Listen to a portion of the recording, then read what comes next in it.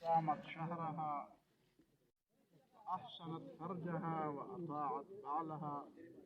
فلتدخل من أي أبواب الجنة شاءت. قال عليه الصلاة والسلام. عزت مندو دا مونږ په جنازه کې شریک شو او زمونږ دپاره خو د مور یو مقام ځکه چې د شیخ صاحب رحمه الله عظمت او د هغه علم او د هغه تقوا او د هغې د تربیت هغه مراحل خو مونږ ته یاد دي. مونږ د ماشوموالي نه د شیخ صاحب شاګردان یو. هغه خویونه به را پکې نه وي، خو په هر حال شاګردان خو یو. نو دا په مونږ باندې یو حق وپټو. علم او کردار دا دوه بنیادي څیزونه دي.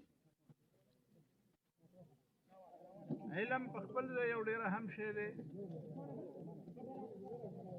او کردار بیا د هغې نه هم ډېر زیات ضروري شی دی. او د شیخ صاحب په ژوند کې دا دواړه خبرې مونږ ته معلومې وي چې علم هم و او کردار هم. مرګ ښه خلک هم لري او بد خلک هم لري، او مرګ تاوان نه دی. مرګ سزا نه ده، نه ژوند سزا ده نه مرګ سزا ده. د مؤمن دپاره خو مرګ خوشحالي ده، ازادي ده، ځکه د الله تعالی سره د ملاقات موقع به پکې میلاویږي. قد خسر الذين كذبوا بلقاء الله. د الله ملاقات به وي، خو د ملاقات دوه صورتونه او دوه شکلونه دي. یو ملاقات به حیثیت مهمان میلمه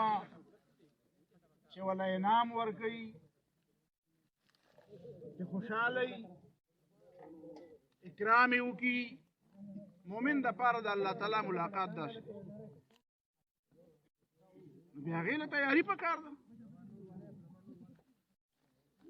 او نور خو به د هر چا ملاقات کېږي، خو به حیثیت مجرم به کېږي د کافرانو، د بدماشانو، د بېدینو خلکو. ملاقات سره خو نه خو انکار نشته. قد خسر الذين كذبوا بلقاء الله. په تاوان او په نقصان کې دی هغه خلک چې هغې وایي چې د خدای سره به ملاقات نه کېږي. ملاقات به کېږي چې په حیثیت یو میزبان میلمه او په حیثیت د انعام حقدار سړی لاړ شي، نو دا به ښه وي. او دا به نه وي ښه چې په حیثیت مجرم او ګناهګار او سزاوار،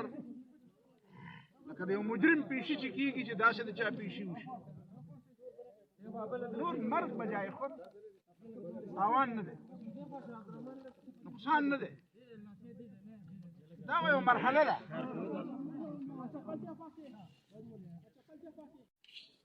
خاموشي سکار کوي. د مرګ او د دې ژوند دا فلسفه دا ډېره ګرانه هم نه ده او ډېره اسانه هم نه ده. اسانه خو په دې نه ده چې ډېر لوی لوی خلک پکې دوکه دي، او ګرانه په دې نه ده چې څوک یې زده کوي نو د الله او د الله د رسول نه یې ښه په اسانه زده کولی شي.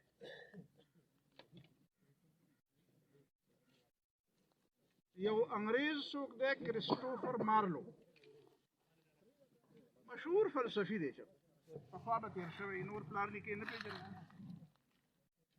هغه یو جمله ویلې ده، د هغه جملې خلک ډېرې کوټ کوي. هغه یو جمله ویلې ده، وایي دا ژوند چې دی، ژوند زندګي، وایي دا غیر ملکي ژبه ده او د دې تلفظ هر څوک غلط کوي. ژوند غیر ملکي ژبه ده او د دې تلفظ هر څوک غلط کوي. نو ما شاګردانو ته وایي چې د دې خبرې څه مطلب دی؟ د دې کریسټوفر د دې خبرې مطلب څه دی؟ څه ویل غواړي؟ نو د کشرانو خو دومره سوچ نه وي. نو ما ورته ویل چې دی دا ویل غواړي چې ما ژوند غلط تېر کړو، زه پرې پوه شوم، ما ټول عمر د دې پردۍ ژبې تلفظ غلط کړی دی. دا پردی ژبه وه ما د دې تلفظ کله غلط شي بیا معنا هم غلطي ځکه معنا د لفظ تابع ده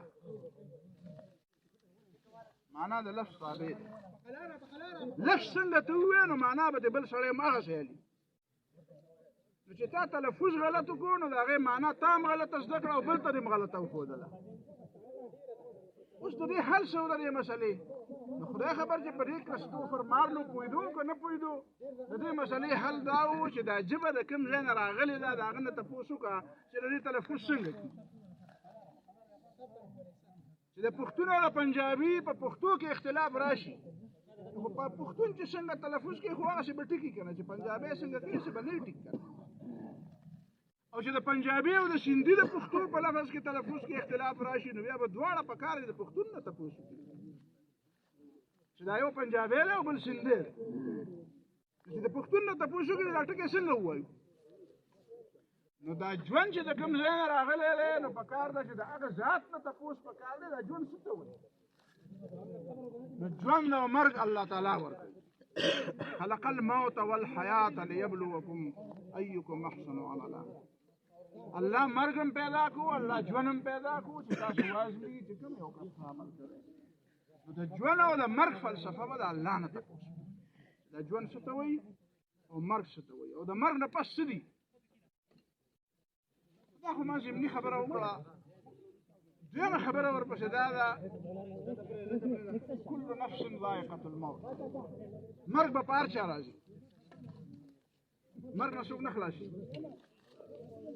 دنیا ته راتلل د دې خبرې ثبوت دی چې دنیا نه به ځي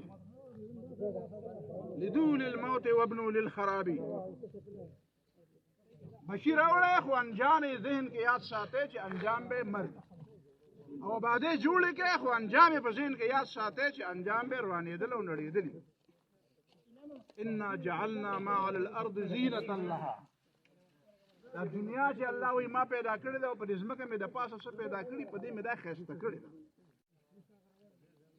وانا لجاعلون ما عليها صعيدا جرزا خو یو وخت به راځي د دې نه به یو چټ چل یو وار میدان جوړو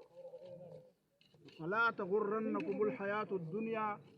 اشنا چې د دې دنیا دا موجوده ژوند تاسو دوکه کی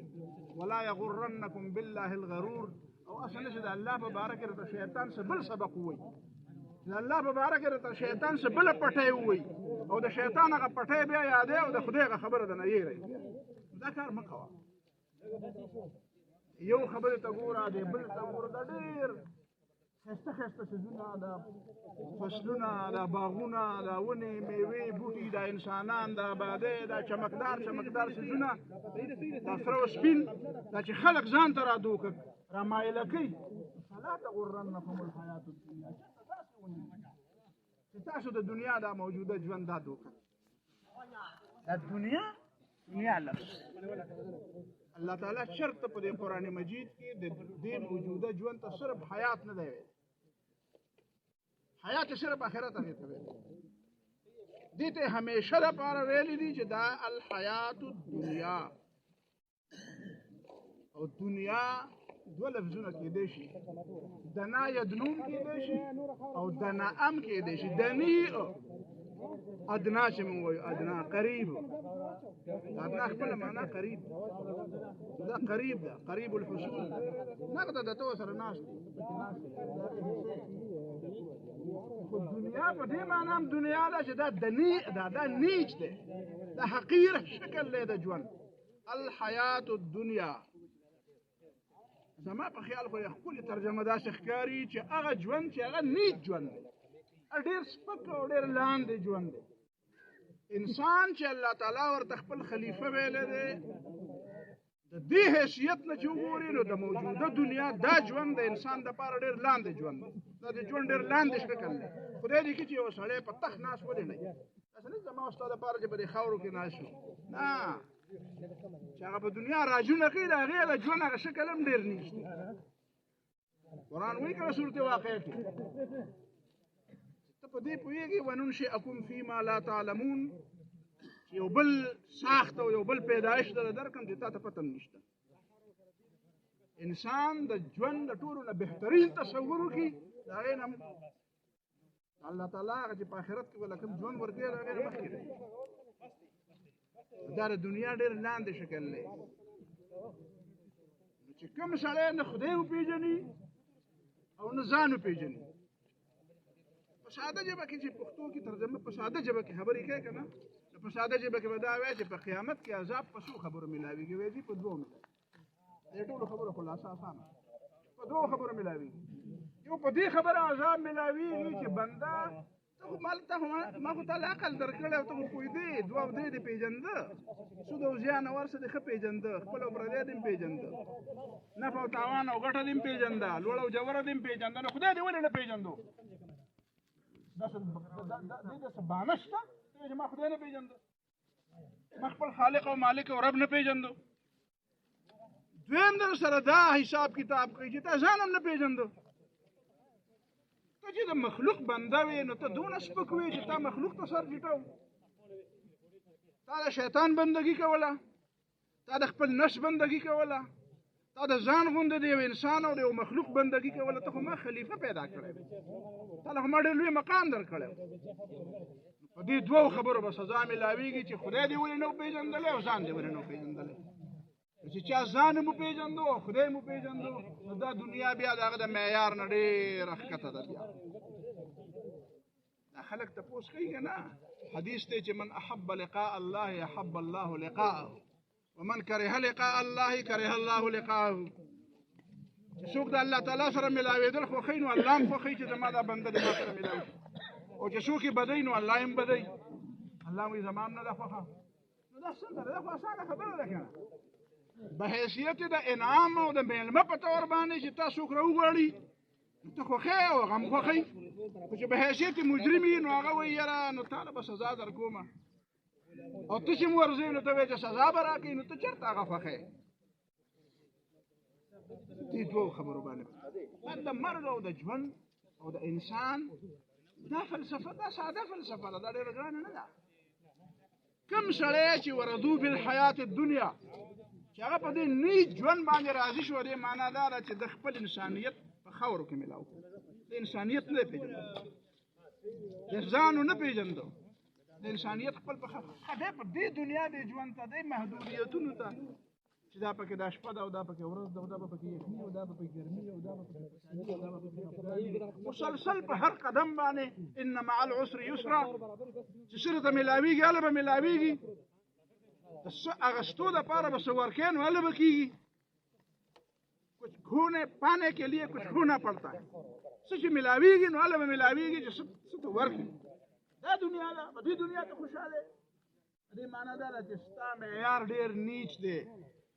ستا معیار ډېر لاندې دی او بیا دا چې په دې جګړه کې بیا دا چې په دې دشمنۍ کې بیا دا چې په دې باندې ناحق قتلونه کوي ناحق پې د پردي لاس پې تاوې ناحق ګریوان پې دا سړي شلې دا خو بیا ډېره زیاته د ظلم خبره ده نفس چې جایزه وي که نه خو دا په زړه کې مه ځای کوه چې ناجایزه وي خو بیا خو بالکل نه ده پکار بیا خو بالکل سروب ناروا ده یاره په دې دوو خبرو باندې كل نفس ذائقة الموت وإنما توفون أجوركم يوم القيامة بیا به د قیامت په ورځ باندې اجرونه ملاویږي دا ریسټینګ پلیس نه دی دا په د انګریزانو به د خپلو قبرونو باندې لیکلي د قبر طرف ته ریسټینګ پلیس نو زمونږ د خلکو هم ته دې زده کړه وایي آخري ارامګاه نو د ده دا خیال چې د خپې غځولي نو دا به دلته ښه په ارام وي نو خو تا ته بیا خو پته نشته دی که نه چې خوا به څنګه چلي ته خو ستا خو د سترګو نه خو پناه ده نو څنګه آخري ارامګاه شو نو دا به یا ارامګاهي او یا بندګي دا خو ستا د سترګو نه پناه شو دا خودکشیانې چې وکړي نو دا وایي یاره دې تنګ یم د ژوند نه نو ته څه پته لګي چې ژوند نه پس چې بل څه شی دی چې په هغې کې بیا څنګه چلي هغلته دلته خو به خودکشي وکړي نو هلته به څنګه چلي ته خو بندې نو بنده خو دلته د مرګ نه ازادېږي او هلته د ژوند نه ازادېږي دا چې کوم خلک وایي که نه مونږ آزاد زه وایي آزاد یم دا نه من پکې آزاد کېږي زه آزاد یم نو ته دې تپوس کوم ته څنګه آزاد یې یاره ته دې ما ته د ازادي لکه وضاحت وکړه د خپلې ازادۍ ته په هغه ورځ پیدا شوی وې چې په کومه ورځ باندې تا غوښتو که خدای چې غوښتو په هغه ورځ پیدا وي په کومه زمانه کې پیدا وي داسې مه کوه چې زه آزاد یم که نه ته آزاد نه یې ته ټول مجبور هم نه او ټول آزاد هم نه ښه آزاد یې او ښه پابند دی دا دواړه څیزونه وپېژنده چې په کومو څیزونو کې پابند یم او په کومو کې زه ازاد یم. داسې مه کوه چې د ازادۍ خبرې کوې. زما خپله خوښه ده، زما خپله مرضي ده، زما د زړه خوښه ده، زما جسم دی، زما خپله مرضي ده. دا مه وایه، ته نه ازادو. دلته د مرګ نه ازادېږي، پیغمبر دې نه ازادېږي، ته به د څه ازاد شي؟ هلته د ژوند نه ازادېږي. تیرې آزاد بندونکي. څه طالبانو تپوس وکړم د شاګردانو نه چې دې شعر څه مطلب دی؟ تیرے آزاد بندونکي نه یہ دنیا نه وہ دنیا، یہاں مرنے کی پابندی وہاں جینے کی پابندی. څه مطلب دی؟ وایي دا ساده مطلب دی دا چې کوم تا وویل. نه کنه دا مطلب نه دی. نه هغه اقبال په دې پورې خاندي چې ته وایې زه ازاد یم. نو ته څنګه ازاد یې؟ زه درته ازاد یم، نو په دې دنیا کې د مرګ نه ځان ازاد کړه. او چې ته وایې زه ازاد یم، نو دغه بله دنیا کې بیا د ژوند نه ځان ازاد کړه. نو ته پیدایشي بنده یې، ته سر په کرښه کېږده. دا دپاره هم دا یو طریقه ده. دا زده کړه چې د بني آدم په مخ کې سر چوټ کړي نو به دې ذلیله کوي. چې د دنیا د بل مخلوق په مخ کې سر چوټ کړي نو دا به دې ذلیله کوي. چې د خدای په مخ کې سر څومره چوټی نو امر به دې اوچتوي. من تواضع لله رفعه الله. خدای ته ځان ټیټ کړه، د خدای سره بیا ډېر ما بیا دې اوچتوي.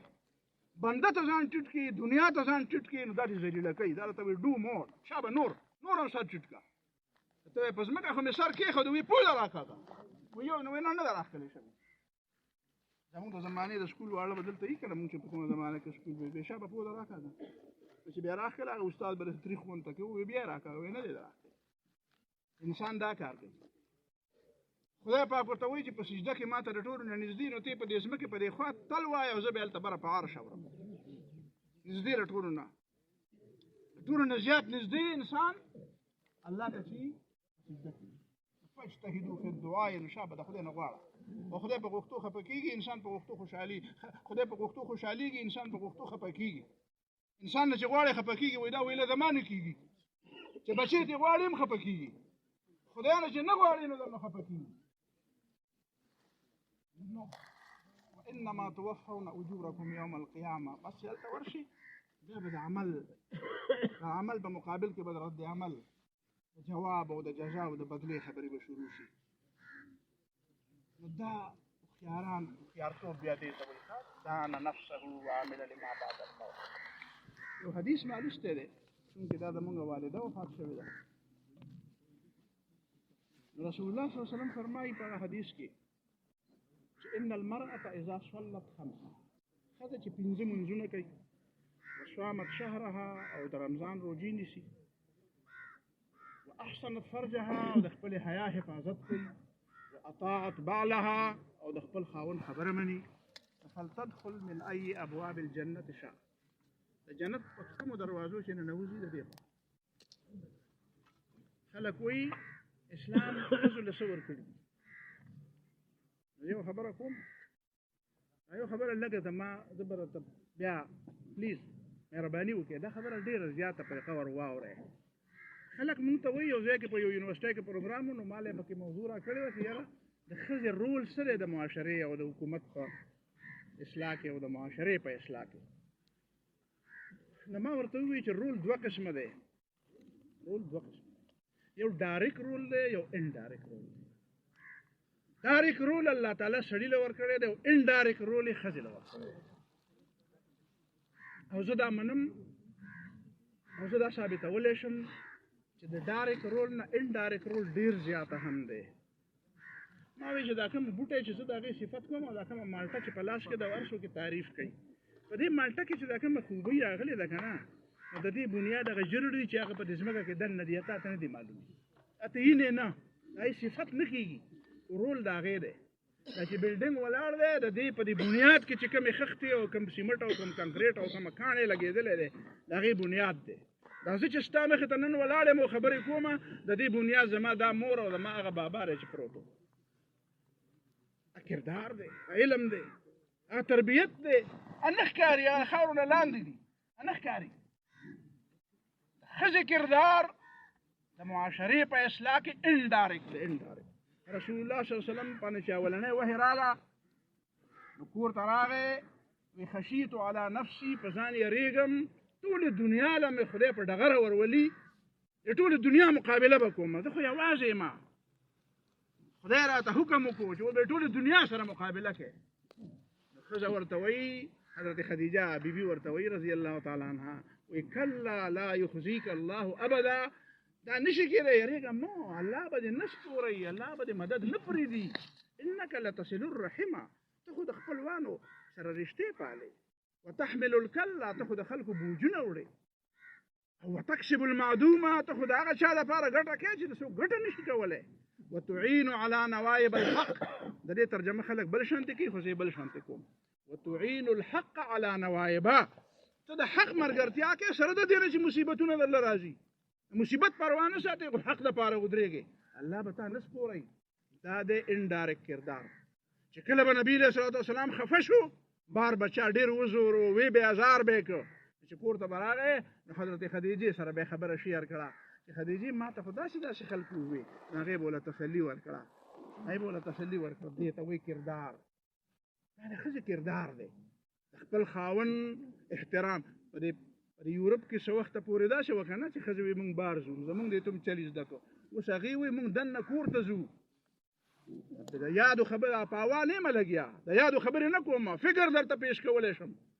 چې د یورپ 15% نه زیاتې ښځې اوس وایي زما ارمان دا دی چې زه په کور کې ناسته وې او سحر چې مې خاوند ډیوټۍ ته تللی نو ما وله شی تیاره کړې ما وله ناشته تیاره کړې ما وله جامې تیارې کړې زما ارمان دی بیا چې دا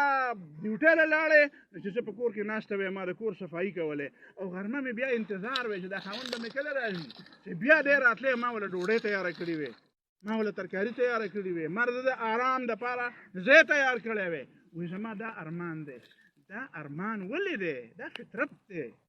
دا هغه انډایرکټ کردار دی چې الله تعالی ښځې له ورکړی دی او که ته ډایرکټ کردار غواړې نو د مولانا مودودي د وینا مطابق وی یورپ ښځو له څه ورکړه وی حق یې وله ورکړو وی سړی ته جوړ کړو مصنوعي نو هله یې وله حق ورکړو زه به هله منم د یورپ چې دا ښځه وي او دا وله کردار ورکړي اخري خبره کوم ډېره اوږدومه نه یو سرکاري افسر ریټایر دی اوس زما ملګري دي شاګردان مې دي ملګري مې دي نو ما ته یې وی چې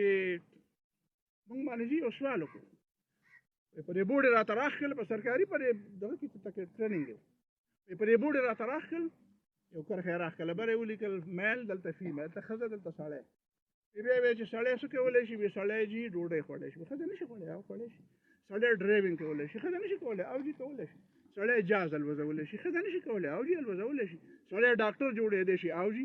ښځه نه شي جوړېدی ولې نه شي جوړېدی سړی جي فوجي جوړېدی شي ښځه نه شي جوړېدی نو چې بیا خو برابر دي نو بیا پکې دا فرق څنګه کوي نو ما ته یې وی چې اوس ما به څه ویلي وې نو ما ورته چې په دغه ځای کې زه وې نو ما به بیا یو ښار کړی وې وی څه به دې کړي وې ما هم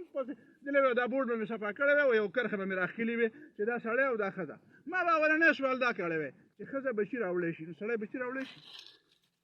بس خرالی او د یو ډس سره لاړې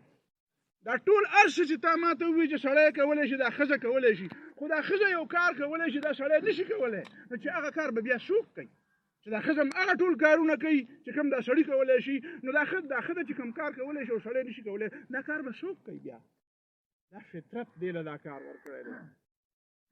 دا چونکې زما مور مړه وه وفات وه نو د خویندو او د میندو په حق کې مې دا خبره وکړه پوه شو په خبره باندې ځکه خو اسلام ته ښځې ډېرې را روانې دي ته دا ښځو نه تپوس وکړه چې ولې را روانې دي زه په آخر کې خپل شیخ محترم په حق کې خبره وکړه نوره مې وکړه علما هم دلته ډېر ناست دي ملګري هم ډېر ناست دي خبره اوږدومه نه بس دعا وکړئ ورته فاتحه ووایئ او خصوصي دعا وکړئ د ټولې مقبرې ته والدې صاحب مقبرې ته حدیث کې راځي چې تاسو کله عمل ښخ کې نو بیا د هغه لپاره د استقامت دعا وکړئ ځکه چې فانه الان یسأل اوس به ملایک راځي او د هغه نه به تپوس کوي نو دعا وکړئ چې الله تعالی زمونږ والده محترمه په دې تپوسونو کې کامیابه کړي الله تعالی درست جوابونو توفیق ولې ورکړي الله تعالی دا قبر یې د جنت د باغچونه باغچه کړي الله تعالی د دنیا نه غوله ښکلی کور ورکړي الله غلطۍ یې معاف کړي الله تعالی انسان و کمزورۍ به ترې نه شوي کمزورۍ ټولې معاف کړي الله چې کومې نیکۍ یې کړي دي موږ یې په نیکو ګوایو الله تعالی هغه نیکۍ یې په ډېر څه قبول کړي اللهم انک عفو کریم تحب العفو فاعف عنا یا غفور الله تعالی د شیخ صاحب درجات بلند کړي د دې دواړه ملاقات په لیین کې وکړي خوشحاله کړي الله تعالی زموږ په حالت رحم وکړي زموږ په دې وطن رحم وکړي په مسلمانانو رحم وکړي وصلی الله